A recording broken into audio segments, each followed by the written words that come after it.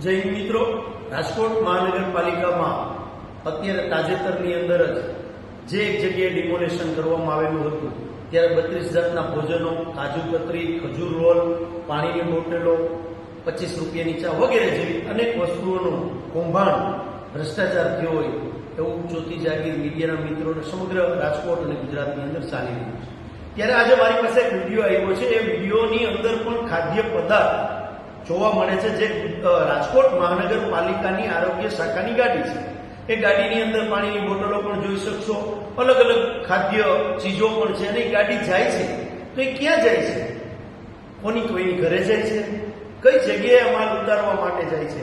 કે આ પણ માલ આવ્યો છે અને જે બચ્યો છે એ પણ ક્યાંક કોકની ઘરે મોકલવામાં આવે છે? આ પણ એક પ્રશ્નાર્થ છે અને રાજકોટ મહાનગરપાલિકાના મ્યુનિસિપાલિટી કમિશનર અને સત્તાધીશોને કહેવા માંગુ છું કે આ વિડીયોની પણ તમે લોકો ખરાઈ કરશો કે આ વસ્તુ કઈ જગ્યાએ જતી હતી।